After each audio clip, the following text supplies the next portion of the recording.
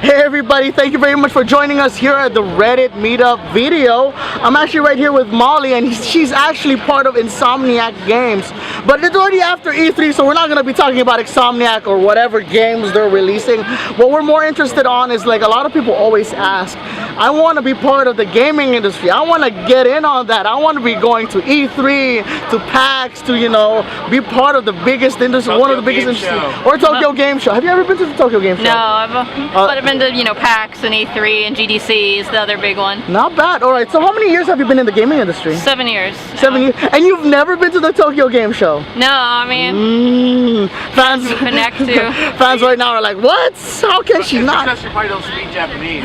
is that how? Now I don't know. We're not going to talk about Insomniac as a company. If they don't want to send it to Tokyo Game Show, oh well, maybe that's a thing for them.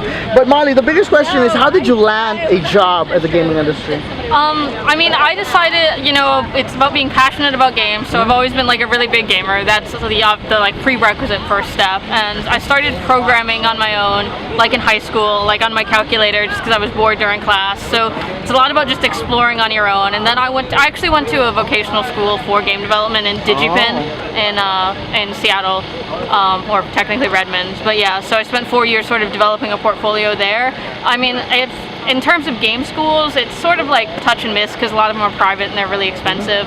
So there's a lot to consider if you do go that route, and things have changed a lot in the last 11 years. But sort of like, if you need to really ask schools what their placement rate is if you're considering that route. Like, that's the key question to figure out a school's legitimacy. Ask them, like, how many students graduate and get jobs? Because there's a lot of sort of sketchy companies out there that are just trying to take people's money. So just be really careful if you do decide to go that route now. That's true. Yeah, and then like once I graduated, I made sure to have like a portfolio and a really polished resume, and then you just start networking with people. Like all through that time, like even though I was going to school, you still have to like make your own stuff. That's really important. It's way easier now to make your own things than ever before. Because like when I started in high school, like all I had was like basic calculator programs, and everything else was a lot from scratch. Now like UDK is free, Unity is free, like all these things. Like whether you want to get into design or art or you know whatever, like pick something you want to get into. Whether it's programming or art is probably like the easiest two things. And then just pick like a free engine and just start uploading it and getting feedback at any of the web portals. Yeah, and then once I had all that, you know, I sent my resume out and I started out in casual. Casual. You started on the casual company? Yeah, I started out not bad. And you worked your way up to one of the top tiers. Yeah. Well, I mean, one of the biggest questions is like, well, there's two kinds of developers right now. You have the old school developers who weren't uneducated, weren't educated. They just started tinkering with the computers and whatnot. So basically, you're one of the first few waves of educated gamers or educated game developers coming out of college, actually studied the arts and the crafts and the science behind video games. How was that? How was that experience? I mean, I would say there's still a lot of both in the industry. Yeah, I mean, it has its strengths and weaknesses. Like I say, as long as you're at a place where you're developing a portfolio and you're actually tinkering with stuff, that's what's really important. Yeah, like there's just like a lot you can do. Like ultimately, like college is just really self-taught, right? Like any sort of creative endeavor is all about like, and games are just very creative. So, you know, you can do the bare minimum, but the students that really succeed are the ones that go above and beyond.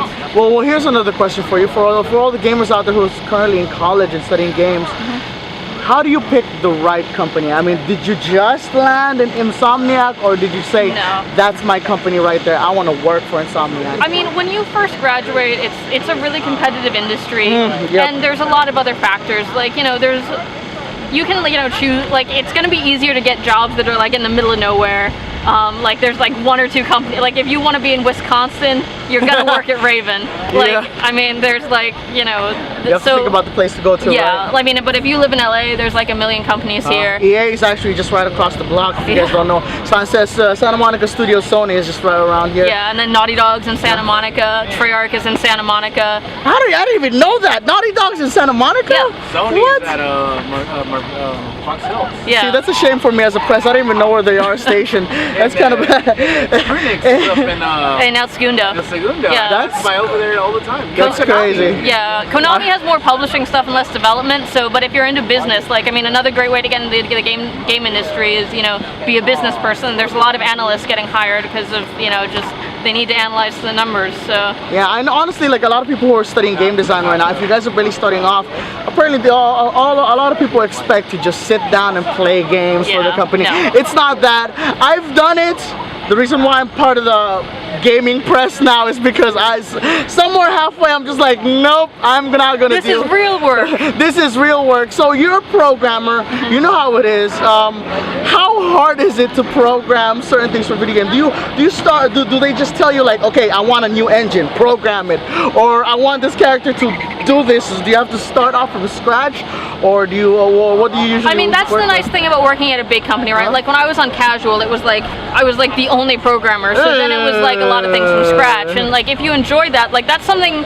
Once you get past like the very entry level, like I say, when you're entry level, you don't have a lot of choices. You should, you know, take a lot of considerations and in fact take what you get. But once you get past that entry level, you can really start to decide, do I like working for a big company where it's, you know, you on lots of responsibilities and you wearing lots of hats, or at a big company, you take a much more focused role.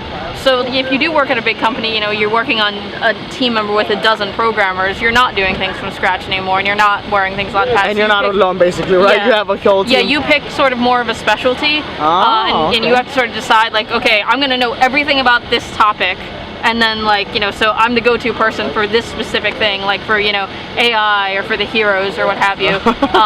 And then like when I have a question about UI, I know to talk to this guy or whatever.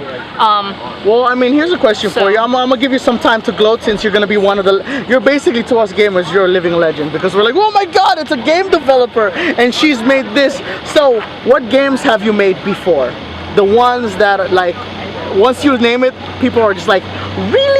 You did that? You know? Yeah, I worked on Resistance 3. It was my first game in Insomniac. There it is. Pretty cool. That's me geeking out already. No, she hit me right here. Resistance, well, that was a big game, and like anything else. Yeah, I mean, before that, I was doing, like I say, a lot of smaller company stuff. So yeah, when I was at Big Fish, I worked on the Hidden Expedition stuff that we released for mobile. That was pretty big. That was featured for the iPad launch. Well, I don't even know that. Well, I mean, okay. Well, here's a good question for you. Before the last question, how long does game development take? Because a lot of people are just expecting, yeah, well, we could program in 2 months. There's a game for you. I mean, a big console game takes 2 to 3 years now. So yeesh. Yeah. Just, not that I'm hindering you game designers out there. It's just that see, if you're press, we review games and you just get to play them. I know you guys, sometimes you guys don't like us because we'll tell you the game sucks, you know, but sometimes we kind of, you know, say that but if you do make a great game and it's actually out there, of course you're extremely proud of Resistance. Yeah. I know you are.